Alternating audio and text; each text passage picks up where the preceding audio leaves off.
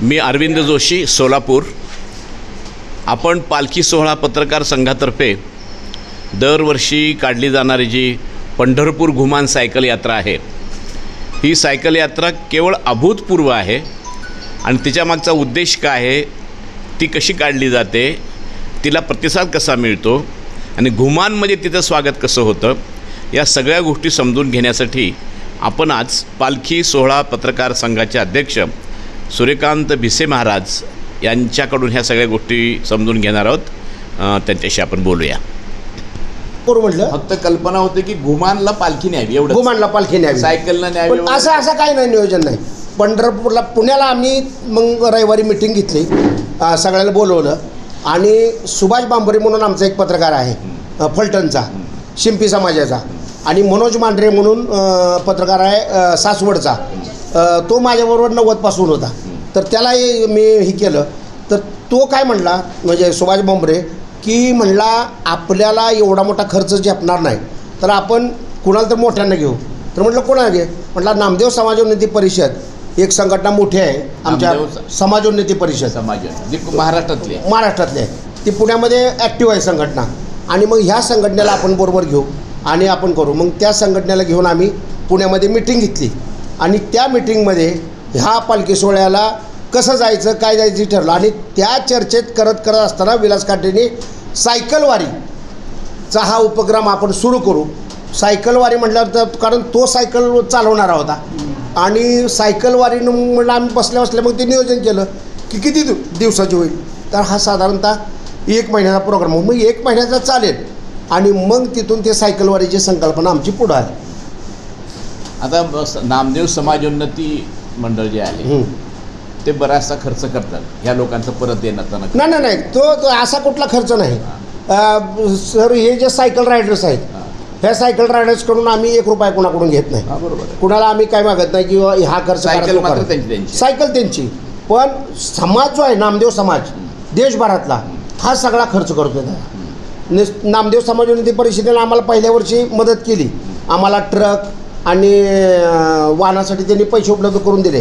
पण जो रस्त्यातला जो खर्च आहे तो त्या राज्यातल्या समाजाने, नामदेव समाजाने आम्ही केला. ज्यावेळेस आम्ही रिकी करायला मला प्रश्न पडला असेल की आता जायचं तर रस्त्यात जेवणाचे खर्च आहे, हो, तर प्राधान्याने तुम्ही पहिल्यांदा नामदेव समाजा लोकांना, हां, पहिल्यांदा तुम्हाला सांगतो असे नामदेव समाजाचा आम्ही काय विचार केला की नामदेव समाजानी ची एक अटॅचमेंट या समाजाशी आहे आणि त्या दृष्टीनं हा आम्हाला सहकार्य करणारा माणसं आहेत, म्हणून आम्ही नामदेव समाजाला गेलं.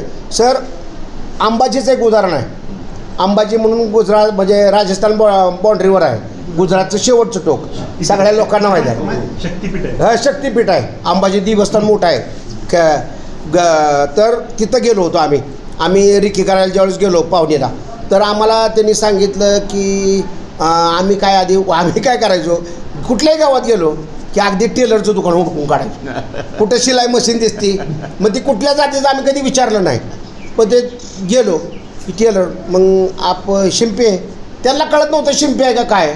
मग तिथे छिपा, टाक, दर्जी, अशी वेगळी प्रत्येक राज्यातली नावं. हां, तर मग त्यानं मग आप टेलर हो, मग ही समजायचं टेलर म्हटलं की, मग ती हा टेलर हो. तर मग आम्ही असं म्हटलं नामदेव महाराजांची यात्रा काढणार आहे, सायकल यात्रा, रथयात्रा, आणि आम्हाला इथं अंबाजीला दुपारचं जेवण पाहिजे, तर आपल्याकडनं काय सोय होईल का? ते म्हटले आमची 2च घरं आहेत म्हटले अंबाजीला, आणि 2 घरात आमचं काय म्हटले, आम्ही जेव्हा काही करावं त्यावेळेस आम्हाला काहीतरी 4 पैसे मिळतात, तर आम्ही काय खर्च करू. मग म्हटलं तुम्ही खर्च करू नका, पण आम्हाला मदत तरी करा, इथं हॉल मिळवून द्या, जेवणाची सोय करा, सहकार्य करा. तर ते म्हटले आम्ही करतो. आणि सर, आम्ही त्यांच्याकडनं तिथून गेलो, त्यांना सांगून सगळं करून अमुक तारखेला पालखी तर येईल करून, आणि आम्ही असं सगळे टप्पे ठरवत गेलो. 15 दिवसांनी सर त्यांचा फोन आला, भिसे साहब आप चिंता मत करो. क्या हो गया? अरे इधर हमारे यहाँ 16 घर है. म्हणजे 2चे 16 कुठून? 2, आणि त्यांनी माहीतच नव्हतं ना त्यांना. सर, शेजारी नामदेव शिंपी समाजाचा माणूस आहे, पण जाणं येणं नाही ना, लोक व्यापारामध्ये, व्यवसायामध्ये आपल्या गुंतलेली. 16 घर है और हमने क्या किया है कि हर एक आदमी से घर से 10-10 हज़ार रुपये इकट्ठा किए हैं, 1,60,000 हो गए। हाँ, तो पूरा खाने का बंदोबस्त हम करेंगे, जुलूस निकालेंगे और सबका सत्कार करेंगे।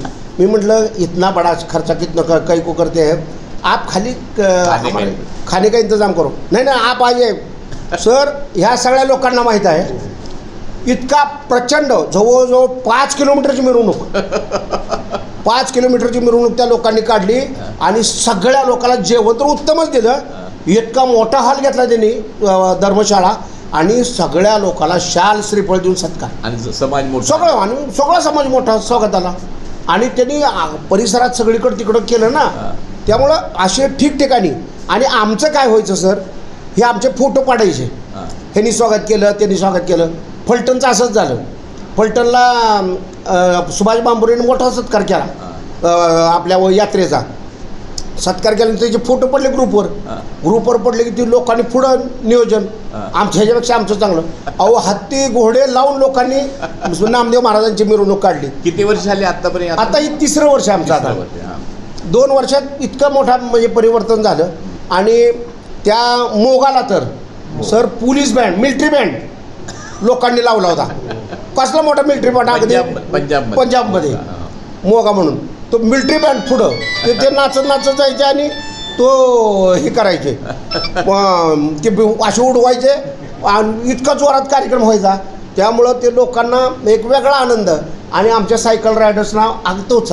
गेल्या वर्षी आम्ही मार्ग बदलला सर, इकडून मध्य प्रदेशमधून घेतली, पण आमचे जर लोक नाराज झाले, म्हटले नाही हा इकडूनच मार्ग पाहिजे, म्हटले गुजरात मार्गे।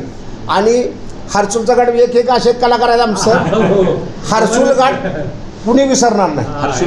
हर्सुल म्हणजे त्र्यंबकेश्वरच्या पुढं, हां पेठच्या अगोदरचा आणि महाराष्ट्राची बाउंड्री। तर हा हर्सुल घाट असा आहे सर, एकदम असा उतार आहे, खडा उतार। आणि तुमची जर सायकलचा ब्रेक निघाला तर तुम्ही जिवंत आहे असं 100% नाही, खोल दरीतच डीप चढ असा, खडा चढ खडा उतार असा, म्हणजे खड्या उतारात अवघड आणि चढाल तर पुन्हा अवघड। पण आमच्याबरोबर सायकल चालवणारे जवळजवळ 80-85 वर्षाचे लोक होते, महिला 70-75 वर्षाच्या।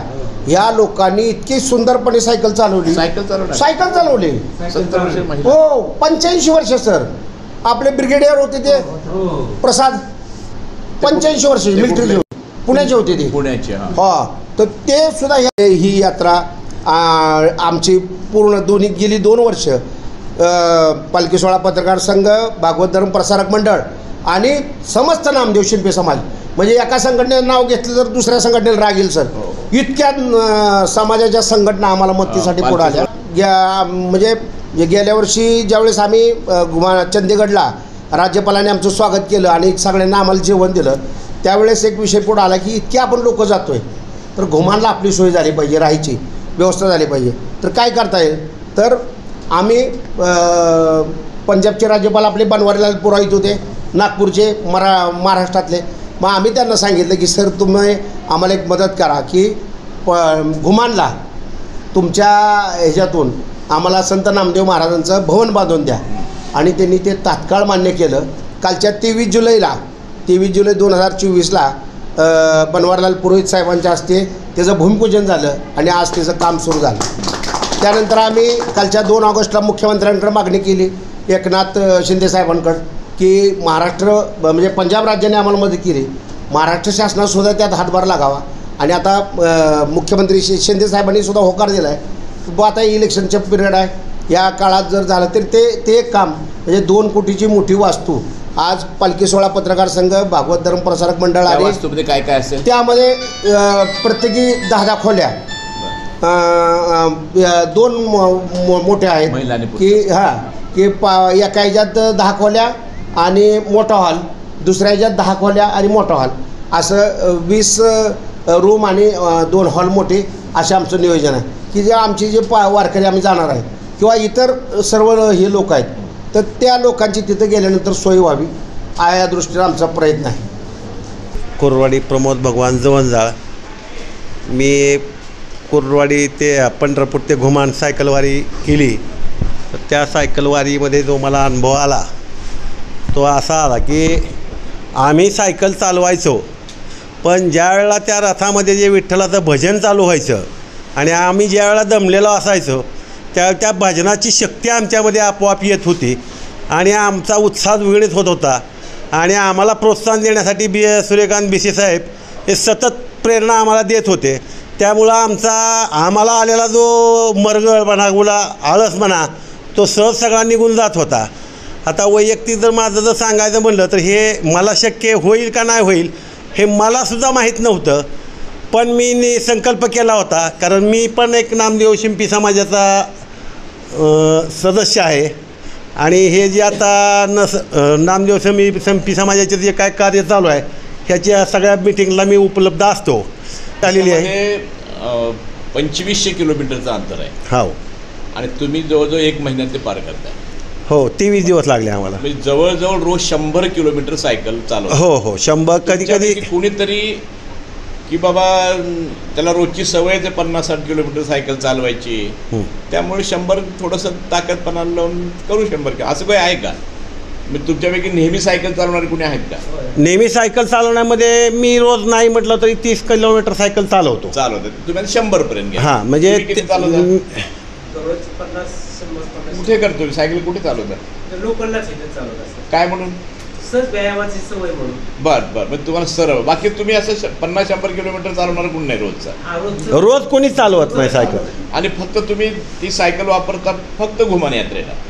नाही, आम्ही व्यायामासाठी पण वापरतो आणि घुमान यात्रेसाठी पण वापरतो. 2 अपवाद वगळता सगळे फक्त घुमान यात्रेसाठी सायकल उचलता.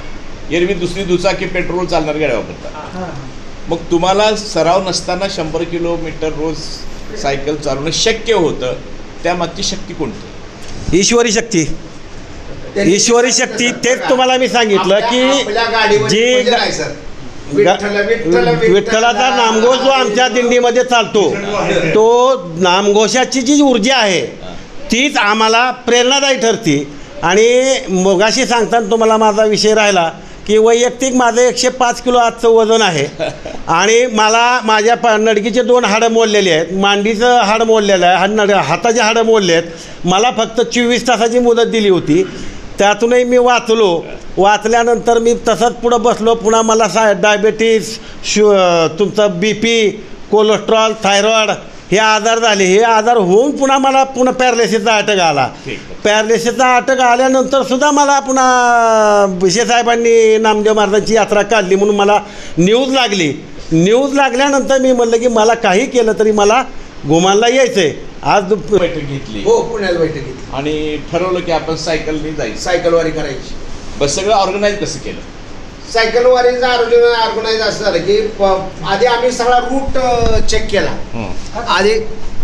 आधी रूट सगळा चेक केला आणि त्या रूटनं म्हणजे आम्ही काय करायचो की 25-25 किलोमीटरचे टप्पे केले. 25 मला माहिती आहे की सायकल, मी स्वतः सायकल रायडर्स असल्यामुळं मला सायकल किती चालू शकते दिवसभरात ह्याचा अंदाज होता. आणि जसं पायी ताशी 4 किलोमीटर जाऊ शकतो तसं सायकल चालवणारा माणूस ताशी 15 ते 20 किलोमीटर जातो हा आम्हाला अनुभव होता. आणि त्या दृष्टीनं आम्ही नियोजन करत गेलो. सकाळी 6 वाजता जर सायकल निघाली तर 8-8:30पर्यंत 25 किलोमीटर जाते. 25 किलोमीटर टप्पे म्हणजे दिवसभराचे केले. पण दिवसभराचे 4 दिवस 4 टप्पे केले. 25-25चे 4 टप्पे केले की उठलं की सुरू करायचं. सकाळी सुरू केलं की सकाळी चहा घेऊन निघायचं. सकाळी 9 वाजता नाश्त्याला थांबायचं. 8:30-9च्या टायमिंगला नाश्ता चहा झाला की तिथून निघायचे की दुपारच्या जेवणाला 12पर्यंत पोचायचं. म्हणजे लोकांना आम्ही सांगायचो की 12पर्यंत तुम्ही अमुक ठिकाणी पोचायचं आहे. आमचे ते स्पॉट ठरलेला असायचं सगळ्याला. सगळे मागे पुढे होत असते. पुढं मागं होत होते. जे कॅपॅसिटी जेवढी आहे तेवढी तो चालवत होता सायकल आणि त्याप्रमाणे तो पोचत होता. जेवणाच्या वेळेस टप्पा मग 2 वाजेपर्यंतचा तिथं विसावा असायचा. दुपारी 12 ते 2. मग 2 वाजता जेवण झाले की पुढं निघायचे. ते 4-4:30पर्यंत सायकल चालवायचे आणि चहा घ्यायचो तिथं. मग काही लोक चहा द्यायचे, काही लोक थंड द्यायचे. ज्याच्याकडे जी उपलब्धता असेल ते मुबलक प्रमाणात म्हणजे तुम्हाला नको वाटेल एवढं लोक उत्स्फूर्तपणे द्यायचे. आणि ते सगळं आम्ही करत होतो. आणि संध्याकाळचा टप्पा मात्र आम्हाला माणसं हुडकावं लागायची काय वेळेस सर की जे चतुर आहेत सायकल चालवायला ते आमच्याबरोबर यायचे बरोबर. परंतु जे आता गाडीले माने उभा राहा ही माने हे जी सायकल सर बरं का, आता तुम्हाला खाली गेल्यावर सायकल दाखवतो, ही साधी सायकल आहे. हा माझ्याकडं आला, म्हणला काका मला सायकल यायचं आहे. लका माने म्हणलं रानातनं घरापर्यंत ठीक आहे रे, पण आपल्याला 2,500 किलोमीटर जायचं आहे. नाही काका म्हटलं मला सायकलच चालवायची. मग ह्याने सायकलचा 8 तास केला. सर इथंच हवा भरली वेळापूरला, ती पुन्हा पंजाबपर्यंत त्यानं सायकलमध्ये हवाच भरली नाही, इतकी व्यवस्थित. हा अहमदाबादमध्ये चुकला. अहमदाबादमध्ये तो एक तर ह्याला हिंदी येत नाही, साधा मोबाईल असला साधा मोबाईल, ह्या साध्या मोबाईल त्याच्याकडं म्हणजे रेंज नाही, किंवा ती कुठं त्याला सांगितलं की तुला लोकेशन टाकलं त्याला ये, त्याला कळत नव्हतं. आणि मग त्याला मानवाला म्हटलं की असं कर, शेजारी कुठलं किराणा दुकान आहे का, पानपट्टी आहे का, त्याकडं जा, त्याला मोबाईल दे आणि त्याच्याकडनं मला फोन लावून सांग. मग त्या माणसाला म्हणजे त्या माणसाला विचारलं तर ती 10 किलोमीटर लांब निघाला. तर त्या माणसाला म्हटलं ह्या मोबाईलवर मला तुम्ही तुमचं लोकेशन पाठवा. मग त्या दुकानदाराने तिथनं मला लोकेशन पाठवलं आणि त्या लोकेशनला आम्ही गाडी घेऊन गेलो आणि त्याला मग गाडीमध्ये टाकून आणला. अशी लोक म्हणजे संध्याकाळी आम्हाला 12-1 वाजायच्या. थोडा टप्पा जास्त होता जरा, तो 150 किलोमीटरचा टप्पा होता. उतरलेला असायचा. हां, आणि बडोदा ते अहमदाबाद हा मोठा टप्पा होता. तर अशी लोक आम्हाला भेटली आणि ह्या लोकांचं नियोजन करता करता आम्हाला रात्री जेवणसुद्धा मिळत नसायचं, किंवा गेल्यानंतर मला झोपायला जागा मिळायची नाही. मी सगळ्यांची सोय करायचो, गाद्या वगैरे टाकून सगळ्याही करायचो. पण काय वेळेस माझी अशी अवस्था व्हायची की मला रथाजवळ येऊन पडावं लागायचं बाहेर रस्त्यावर. जिथं रस्त्यावर रथ उभा केला आहे तिथं मग मी आपलं 17 टाकायचो आणि आपली शाल पांघरून घेऊन मी तिथं बाहेर झोपायचो थंडीत. इथून निघाल्यानंतर आधी मराठी भाषा, हां, मध्ये पुन्हा गुजराती एक भाषा, पुन्हा गुजराती, पुन्हा राजस्थानी, पुन्हा हरियाणी आणि पुन्हा पंजाब. पण राजस्थानी हरियाणी हिंदीच्या जवळपास तर आहे, हो, बोली भाषा. पण गुजरातमध्ये काहीच कळत नव्हतं ना सर. मग हिंदी बोलतात गुजरातमध्ये लोक, बोलतात, परंतु ह्यांना हिंदी यायला पाहिजे ना. ह्यांचं भाषेचं काही फार संबंध येतच नाही ना. नाही हिंदी माझं एकटंच असायचं, ह्यांचा भाषेचा हिंदीचा प्रश्न नाही.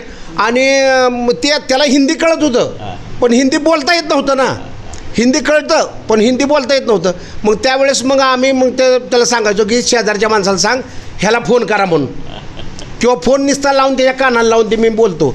असं करून मग माणसं हुडकून आणायची आणि मग ती तळावर घेऊन यायची. सायकल राहिली. हां, मग ते 2-2 लाखाची पालखी सोहळे काय करत असतील तर त्या आत्ता सर्वर का तुम्हाला सांग का की वारीमध्ये जी शिस्त आहे ती शिस्त आम्ही सायकल वात्रीत आणली. तुम्हाला सायकल वळते शिस्त लावावी लागेल. हां, मिलिटरी शिस्त. आणि बऱ्यापैकी आता 2 वर्षात लोकांनाही कळून चुकलंय. आम्ही त्यांना तो मार्ग दिलेला असतो सगळा. किंवा आता ह्यांच्यासारखा एखादा माणूस चुकला तर खिशामध्ये हिंदी आणि इंग्रजीमध्ये मजकूर लिहिलेलं की आम्ही तो आमचं कार्यक्रम पत्रिका तर त्यांच्याकडे असतेच, आमचे मोबाईल नंबर असतात आणि प्रत्येकाच्या गळ्यामध्ये आय कार्ड असतं सर, ओळखपत्र, आणि प्रत्येकाला टी-शर्ट असतो. आता ह्याच्यामध्ये सायकल बिघडण्याचं काही प्रकार घडतो? शिकार वेळ. हो, मी पहिल्यांदाच घुमानवारी पंढरपूर ते घुमान यात्रा BC सरांच्या आणि सर्व त्यांच्या टीमच्या मार्गदर्शनाखाली केली. सुरुवातीचा पहिला टप्पा करत असताना त्र्यंबकेश्वरपर्यंत पोचलो आम्ही आणि हर्सुल घाट ज्यावेळेला चढायला लागलो त्यावेळेला फार मोठं इलेवेशन होतं. आणि हे इलेवेशन चालू असताना माझी सायकल घेरची होती आणि अचानक ते काय झालं, घेर स्लिप झाली, मारायला लागली आणि व्हीलच सगळे तुटले. आता प्रश्न पडला की आता काय करायचं. इथं जवळ तर आसपास कुठलं मोठं सायकलचं स्टोअर नाही किंवा रिपेरीचं ठिकाण नाही, काय पर्याय निवडायचं. मी BC सरांना म्हटलं की आता सायकलचा तर घोटाळा झालेला आहे, अजून आपल्याला बराचसा 2000 ते 22 किलोमीटरचा टप्पा गाठायचा आहे आणि मला हे शक्य होईल का. BC सरांनी सांगितलं की पुढे जे आपल्याला त्या ठिकाणी मोठं गाव लागेल त्या ठिकाणी आपण सायकल दुरुस्त करू. असं म्हणत साधारण 200-300 किलोमीटर गेलो तरी कुठं मोठं गाव लागलं नाही. छोटी मोठी गावं लागली पण त्या ठिकाणी सायकल दुरुस्त करायची कुठली व्यवस्था नव्हती. असं करत आम्ही बरं का गुजरातची बॉर्डर गाठली महाराष्ट्रातून, तरी सायकल दुरुस्त करायला कुठलंही मोठं स्टोअर भेटलेलं नव्हतं. आणि कशा पद्धतीने पोचलो हे नामदेव महाराजांनी कशा पद्धतीने आम्हाला ताकद दिली हे मला समजलं नाही. बघता वलसाडसारखं मोठं गुजरातमधलं गाव आलं, त्या ठिकाणी सुद्धा विचारलं की माझी सायकल दुरुस्त होईल का. तर ते म्हटले तात्पुरतं आम्ही दुरुस्त करून देऊ शकतो पण ही सायकल किती पुढे जाईल किलोमीटर आणि हा टप्पा तुम्ही गाठू शकताल हे सांगू शकलं नाही. मग आता त्यांनी म्हटले की ह्यानंतर तुम्हाला मोठं गाव लागेल ते मला वाटतं वलसाडनंतर आपलं वलसाडनंतर आपल्याला सुरत आहे. सुरत ते पण साधारण 200 किलोमीटर अंतरावर होतं. मग सुरतला पोहोचल्यानंतर तिथं चान्सेस होते की माझी सायकल दुरुस्त होईल. मग बेसिस सरांनी मला एका दुकानाचा ॲड्रेस पाठवला मोबाईलवर की ह्या ठिकाणी तुमची सायकल घेऊन जावा आणि दुरुस्त करा. हा सर्वात मोठा मला अनुभव आला की साधारण 300 ते 400 किलोमीटरची कसरत करत सुरतपर्यंत पोचून माझी सायकल दुरुस्त केली आणि तिथून पुढे मला टप्पा तो झाला. नाव सांगा. महादेव नारायण माने, वेळापूर. येळापूर. मी गेल्या वर्षी 2 वर्ष झाले बिशे साहेबाच्या संग येतोय. आणि माझी परिस्थिती म्हणजे मी एकटाच आहे. चिमणी गेली मरून काय पाखरं गेली ओढून, चिमणा एकटाच राहिला आहे. मग रानात मी का मजूर लावतो, मजूर लावतो. तुम्ही करा बी मला बी घाला. त्यांनी करायचं, खायचं, रोजगार बी घ्यायचा आणि जेवण बी करायचं आणि पैसे बी घेऊन जायचे. अशा परिस्थितीत मी ह्यांच्या मागं लागलो. म्हणलं आपण इकडे काय कधी तर थोडं लक्ष द्यावं म्हणून. आणि रानात पिकं असली का ह्यांच्या मागं जायला की पिकं सोडून द्यायची, तुम्ही करा बी खावा. अशा अवस्थेत असतं. आणि मी कोणालाही लहानपणापासून 5 पैसे मागत बी नाही, मागणार बी नाही. काय हा हे शरीर परमेश्वराने दिलं, ही कष्ट करायचं आणि सगळ्याला भाषेची अडचण काय आली? हां वारी देव वारीत भाषेचं काय झालं तुला? बोलता येत नव्हतं? भाषेमध्ये मला हिंदी येत समजत नव्हतं आणि त्यांना मराठी समजत नव्हतं. ही मला त्यांनी बोललेलं समजायचं पण बोलायला येत नाही आणि त्यांना मराठी बोलायला येत त्यावेळेस काय करायचं तू? मग मी काय चिठ्ठीवर आपलं हे लिहून घ्यायचं त्यांच्याकडनं. मी दुसरं चांगल्या माणसाला लावायचं. काय मराठी बी बोलणार. मला विजिट करायचं की एकदा कल्पना निघाली आपण सायकलवर जायचं. हां, पण सगळ्या लोकांना जमा कसं केलं तुम्ही? हां, काय झालं की आम्ही पत्रकारांनी त्या बातम्या वृत्तपत्रामध्ये मोठ्या प्रमाणात यात्रा काढायची आहे हे अशी म्हणजे आधी आम्ही संपूर्ण नियोजन करून आलो यात्रेचं की बाबा कुठल्या मार्गाने आपल्याला जायचं इथे. आणि फायनल केल्यानंतर ह्याला वृत्तपत्रामधून मोठी प्रसिद्धी दिली. आम्हाला राज्यभर प्रसिद्धी मिळाली. सर्व महाराष्ट्रातल्या दैनिकांनी ह्याला प्रसिद्धी दिली. सोशल मीडियावर आम्ही ही केले. आणि काही ग्रुप आहेत पुण्यातले, आम्हाला इकडचे ग्रुप कोणाचे माहीत नव्हते, पण पुण्यातले ग्रुप आणि धैर्यशील मोहिते पाटलांचा अकलूजचा ग्रुप जो सायकल रायडिंग करतो, हे 2 ग्रुप आम्हाला माहीत होते. आम्ही या ग्रुपशी कॉन्टॅक्ट केलं. मग धैर्यशील मोहिते पाटलांनी आम्हाला त्या परिसरातले त्यांचे जेवढे सायकल रायडर्स आहेत त्यांच्याशी संपर्क करून दिला. आणि पुण्यातल्या सायकल रायडर्सनी पुण्यात सुभाष मांबरे म्हणून आमचा फलटणचा जो बातमीदार आहे, खंडेलवाल डॉक्टर आलेत, तर खंडेलवाल डॉक्टरांचा एक सायकलचा ग्रुप आम्हाला ह्याच्यात मिळाला. आणि ते पाठीमागं महादेव जाळून बसलेत आपले कुर्डवाडीचे म्हणजे तुळशीचे आहेत. तर ते माझ्याकडे असे झाले. मला म्हटले मी म्हटलं तुम्हाला सायकलचा अनुभव काय आहे का? तर नाही म्हटले, मी कधी सायकल चालवलं नाही. मग म्हटलं 2500 किलोमीटर जायचं आहे, तुम्हाला सायकल नाही म्हटले, माझं खंडेलवाल डॉक्टरांचं बोलणं झालं आहे म्हटले आणि मला जायचं आहे. म्हटलं असं करा, आधी तुम्ही डॉक्टरकडे जावा. डॉक्टर खंडेलवाल कोणत्या गावचे? फलटणचे. खंडेलवाल डॉक्टर फलटणचे. आणि त्यांचा टीम मोठी आहे म्हणजे सायकल रायडरची. तर त्यांच्याशी संपर्क करा. आणि मग त्यांनी त्यांच्याशी बोलणं झालं. तुम्हाला सोशल मीडियामुळे ही यात्रा संघटित करणं झालं. पत्रकार म्हणजे वृत्तपत्र आणि सोशल मीडिया ह्या 2 ह्याच्यामध्ये महाराष्ट्रीयन लोक इतके आले. हां, आणि काही मध्य प्रदेशचे लोक कसे? मध्य प्रदेशचे लोक जे आता कसं असतंय सर, हे जे सायकल रायडर्स आहेत ह्यांचा ग्रुप जो देशभर फिरतो, ह्यांच्यामुळं काय झालं की त्या लोकांना म्हणजे कर्नाटकातले जे लोक आमच्याबरोबर जोडले गेले, तर ह्यांच्याबरोबर कर्नाटकातली लोक होती रायडिंगला, तर ते कर्नाटकचे लोक जोडले गेले. कर्नाटक, महाराष्ट्र, मध्य प्रदेश आणि गुजरात आणि या 4 राज्यातली आमच्याबरोबर सायकल रायडर्स असतात. तर ह्यांच्या ग्रुपमुळं सगळे नाव नोंदवली. सगळं आमचं कसं आहे, आमचा फॉर्म आहे, तो फॉर्म आम्ही व्हॉट्सअपला टाकतो आणि त्या व्हॉट्सअपचं त्यांनी तिथं प्रिंट काढून घ्यायची आणि तो फॉर्म पूर्ण भरून द्यायचा. आम्ही ही फॉर्म भरून घेत असताना आधी त्या जो सायकल रायडर्स आहे त्याच्या परिवारातला जो मुख्य महिला असेल तर त्याच्या पतीचा आणि पुरुष असेल तर त्याच्या बायकोची आधी सही असेल तरच आम्ही सायकल रायडिंगला परवानगी महिला देतो. आहेत का त्याच्यामध्ये? आहेत ना, महिला पण आहेत. किती नागपूर जवळजवळ बघा आता मागच्या वेळेस 15 महिला होत्या. 17 महिला होत्या. म्हणजे पुणे, नागपूर, मुंबई या नाशिक इकडच्या सगळ्या महिला 75 वयापासून ते 35 वया 35 वया 25-30 वयापासून ते 75-80 पर्यंत आमच्याबरोबर सायकल रायडर्स. म्हणजे सायकल रायडर्स हे सगळ्या वयातले. मग तुमची 22 साली पहिली सायकल तिने गेली. हां, आता हिला वारकरी संप्रदायाची मान्यता म्हणजे काय असणार की तुम्ही हे आमचा काही संबंध असताना म्हणू नये? नाही प्रोत्साहन त्यांचं आहे. कसं आहे की आम्ही कुठलीही नवीन म्हणजे आम्ही पालखी सोहळा पत्रकार संघ कुठलीही नवीन संकल्पना करत असताना आधी वारकरीच्यामध्ये जे मान्यवर आहेत ह्या वारकऱ्यांच्या मान्यवरांशी चर्चा करतो. आता ह्याच्यामध्ये आता ह्याच्या आम्ही नामदेव महाराजांचे जे वंशज आहेत नामदास त्यांच्यावर अगोदर चर्चा केली की बाबा आम्हाला असं करायचं आहे. तर त्यांनी आम्हाला मोठं पाठबळ दिलं.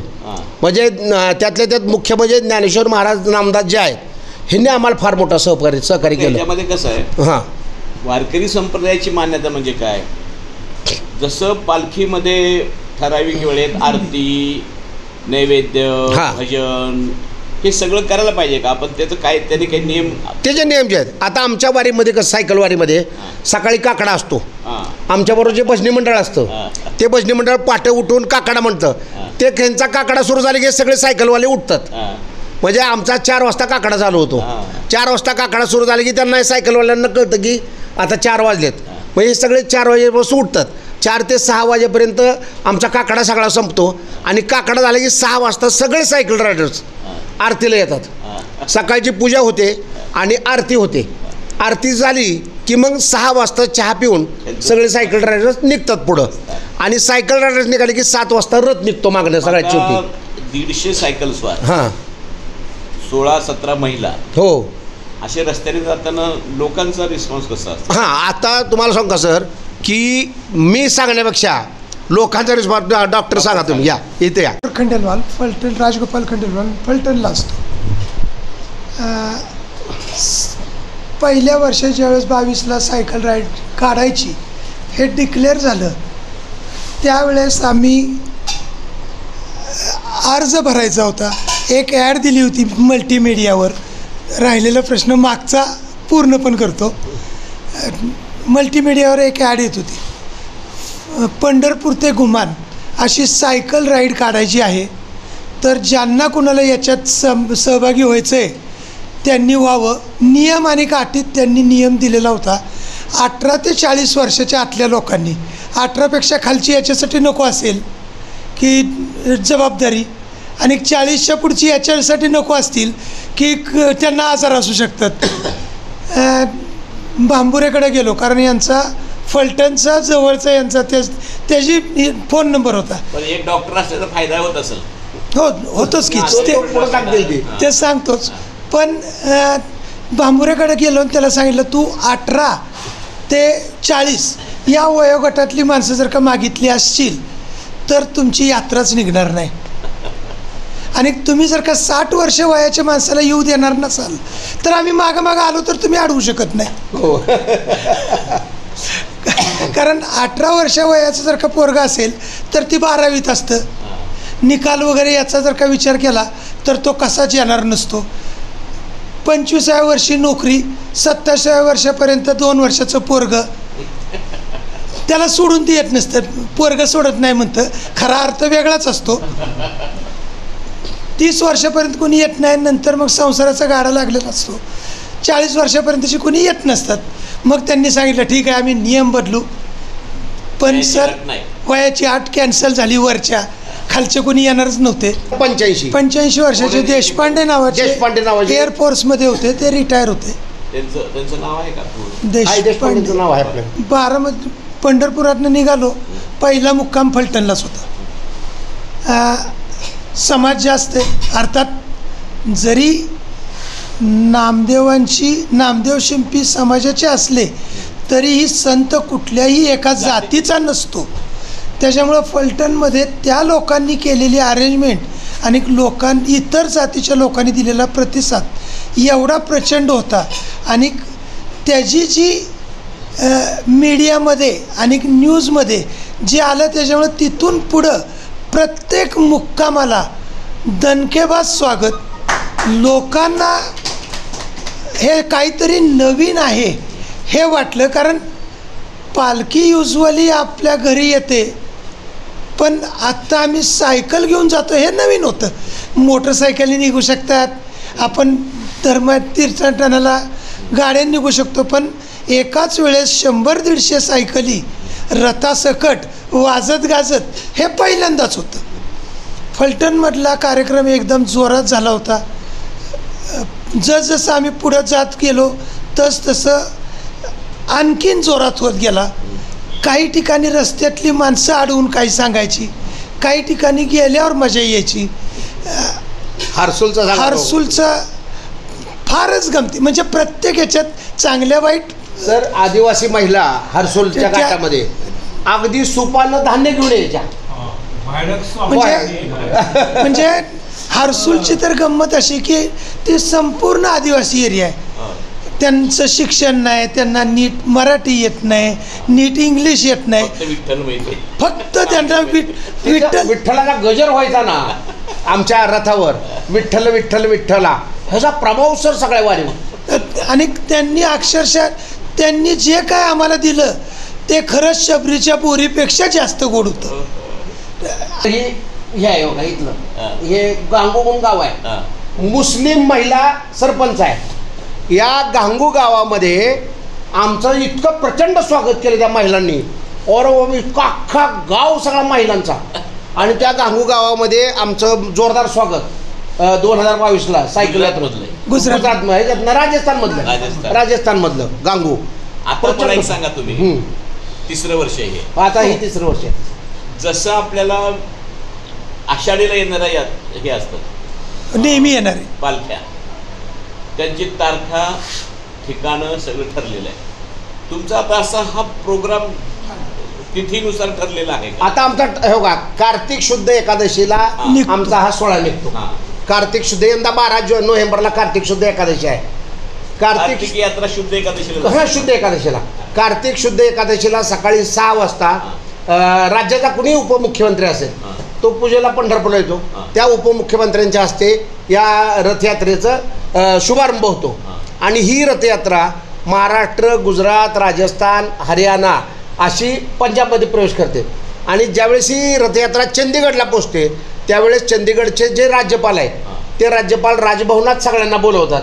आणि राजभवनात सगळं ठरलेलं ते राजभवनात सगळ्यांचं स्वागत करतात आणि स्वागत करून सगळ्यांना जेवण देतात राजभवनमध्ये.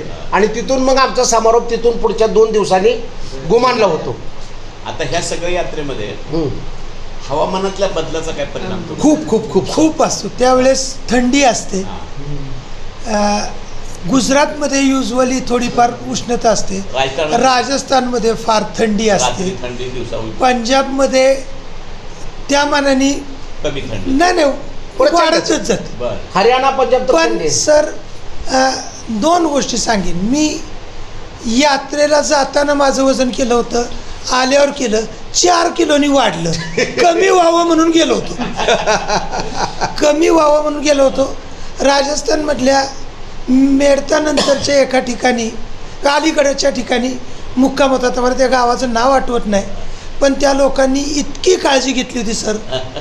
गंमत सांगतो, रात्री सगळेजण गाढ झोपलेले होते. प्रत्येकाला त्यांनी रजई दिली होती. हिसारला प्रत्येकाला त्यांनी रजई दिली होती. सगळेजण रजई झोपले होते. पण त्यांचे काही कार्यकर्ते रात्री सगळ्या हॉलमध्ये फिरत होते. कशासाठी माहिती का? ज्यांनी पोटात पाय घेतलेत रजईत, म्हणजे त्याचे पाय लांब दिसतात, पण ज्यांनी पोटात पाय घेतले होते त्याला थंडी सहन होत नाही हे त्यांना कळत होतं. त्यांनी त्याच्यावर दुसरी रजई टाकली. म्हणजे इतकी काळजी त्यांनी घेतली होती. माझं तर 4 किलोनी वजन वाढलंच होतं, पण लोकांना थंडीही वाजू दिली नाही. आणि गुमानमध्ये तर बरं का, इथं नामदेव शिंपी समाजाचे असं तरी म्हणलं जातं. गुमानमध्ये तर पंजाबमध्ये नाही, तिथल्या तर लोकांना जातीचा प्रश्नच नाही.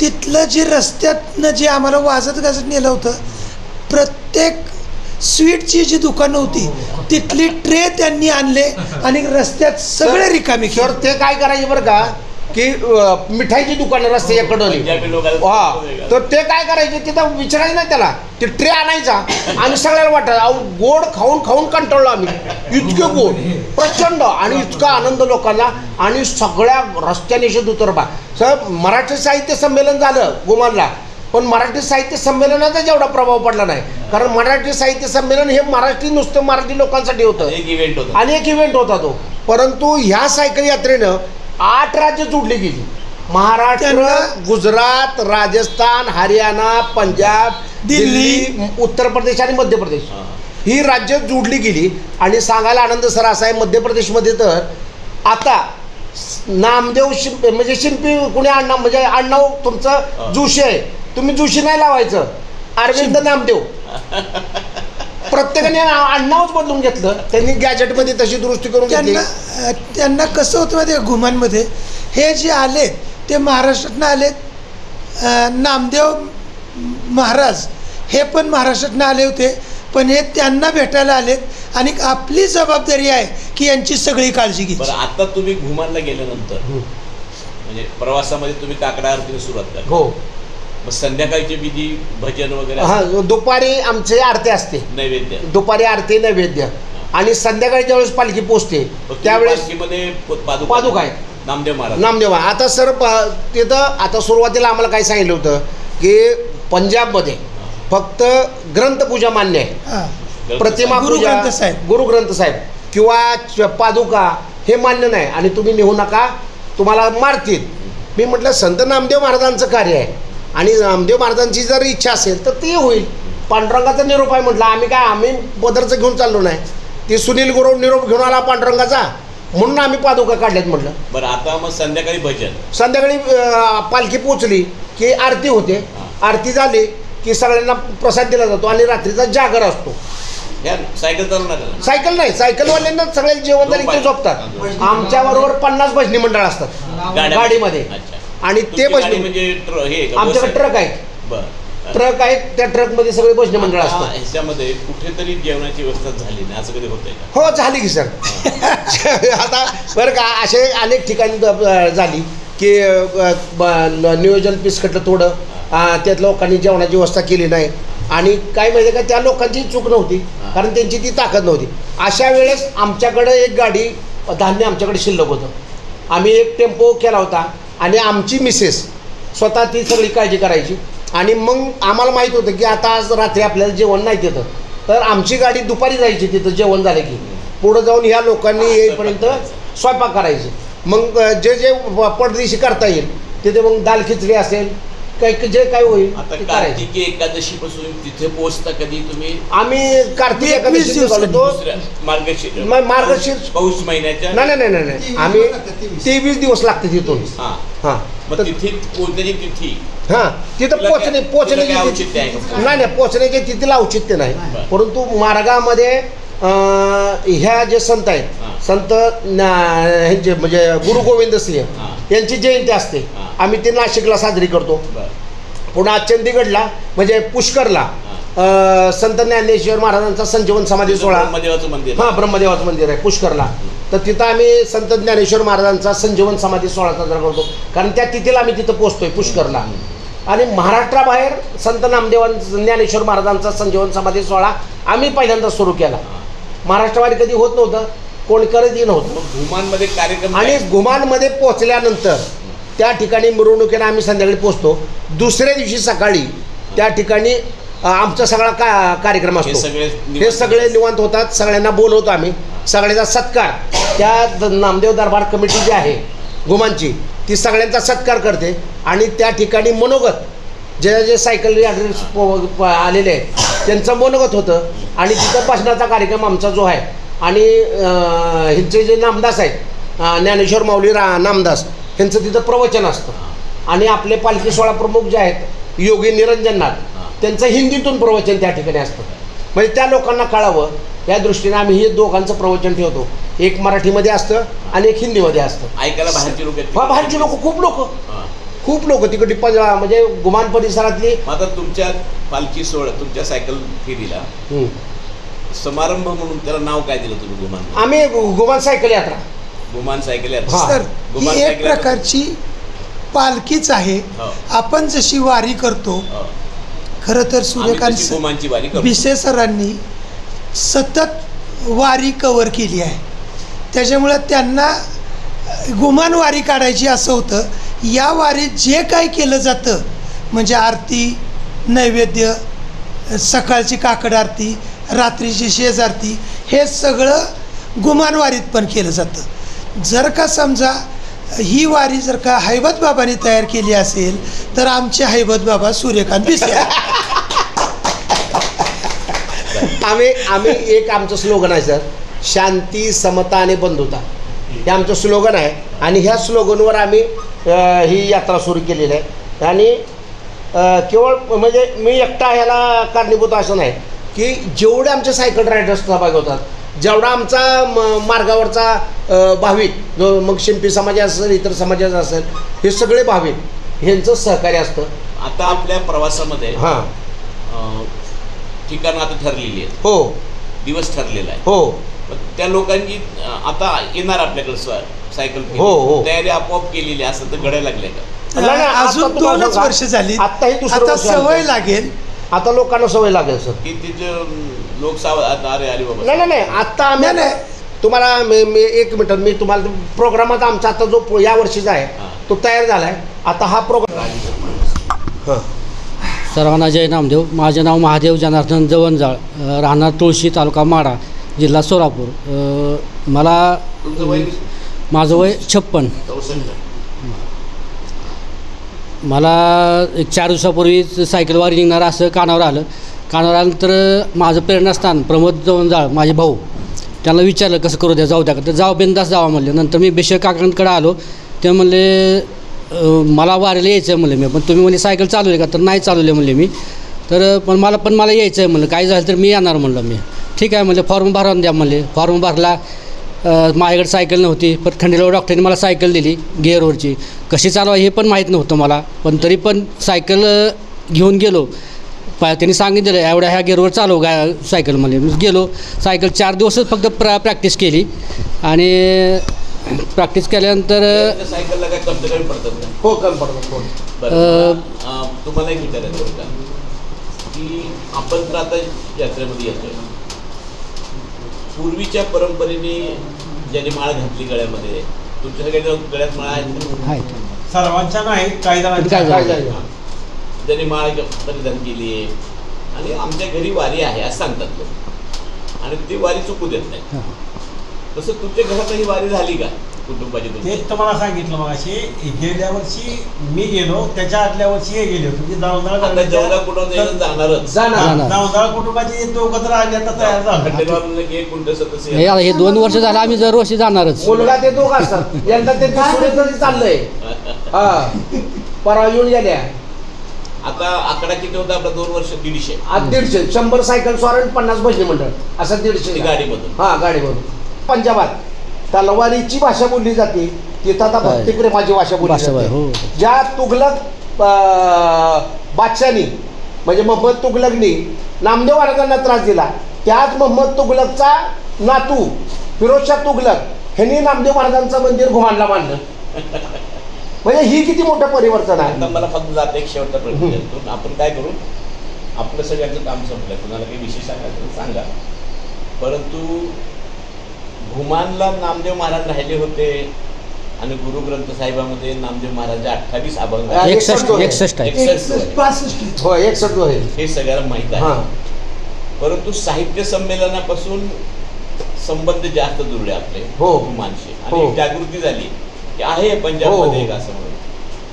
तर त्या घुमानशी आपले संबंध निर्माण होण्याच्या बाबतीमध्ये जसं संजय नहार आहे ज्यांनी साहित्य संमेलन घेतलं, तसं आपला एक विशेष प्रयत्न आहे, त्यातून संबंध जास्त दृढ झाले. किंवा का तुमचे तर घुमानशी संबंध अलीकडे आले. हो, त्यांचे जुने थोडे पंजाबचे आहेत, तर ते संबंध दृढ व्हावे म्हणून तुमचं आणखीन काय प्रयत्न? आता आम्ही हरिकी पाठशाला हा उपक्रम घेतोय की प्रत्येक, आता आम्ही आळंदीमध्ये सुरू केला आहे पालखी सोहळा पत्रकार संघ आणि भागवत धर्म प्रसारक मंडळाच्या माध्यमातून हरिकी पाठशाला जी मुलं जिल्हा परिषद शाळेत आहेत किंवा माध्यमिक शाळेत आहेत पहिली दुसरीला, या मुलांना हरिपाठ शिकवायचा. हरिकी पाठशाला हा उपक्रम आम्ही चालू केला आहे आणि भागवत धर्माचा जास्तीत जास्त प्रचार आणि प्रसार व्हावा ही आमच्या मागची आहे. सर आम्ही मागच्या वेळेस ज्यावेळेस ह्याला गेलो मागच्या वर्षी, तर आम्हाला भेटायला हिमाचल प्रदेशमधून काही समाज बांधव, हिमाचल प्रदेशमधून किंवा कोण सूर्यकांत विषय नामदेव महाराजांचा रथयात्रा सायकल यात्रा काढली, तर आम्हाला भेटायला त्यावेळेस आम्ही पाकिस्तान बॉर्डरवर ह्याला गेलो होतो आठारी बॉर्डर, तर ते आमची वाट बघत बसले होते. मग आल्यानंतर भेटल्यानंतर ते म्हटले की तुम्ही हिमाचल प्रदेशला सुद्धा संत नामदेव महाराजांचा रथ घेऊन या. म्हणजे अशीच जागृती आणि संतांचं कार्य लोकांपर्यंत पोहोचावं हीच आमची भूमिका आहे. की आता जे जाती व्यवस्थेमध्ये कुठं तेढ असेल तर तो जाती व्यवस्था नष्ट होऊन भागवत धर्माचा प्रचार आणि प्रसार व्हावा या दृष्टीनं पालखी सोहळा पत्रकार संघ आणि भागवत धर्म प्रचार समिती काम करते. आणि याला फार मोठा प्रतिसाद हा आता मिळायला लागला आहे. की सायकल चालवणारा केवढा आढळणे अशातला भाग नाही सर. म्हणजे क्लास 1 पासून क्लास 4 पर्यंत सगळी लोक आमच्याबरोबर आहे. शेतकरी आहे, सर्वसामान्य माणूस आहे, डॉक्टर आहे, इंजिनियर आहे, वकील आहे, ब्रिगेडियर आहे, महिला आहेत, तरुण आहे, अशा सगळ्या ह्याच्यातले सायकल रायडर्स आमच्याबरोबर आहेत. आणि हे सायकल रायडर्स नुसती सायकल चालवतात असं नाही, गावोगाव भेटले की त्यांना संत नामदेव महाराजांचं कार्य समजावून सांगतो. आम्ही छोटी पुस्तकं काढतो यावर्षी नामदेव महाराजांची, की गावोगाव आम्ही ती वाटत जाणार आहे. हिंदीमधून ती पुस्तकं आम्ही करतो.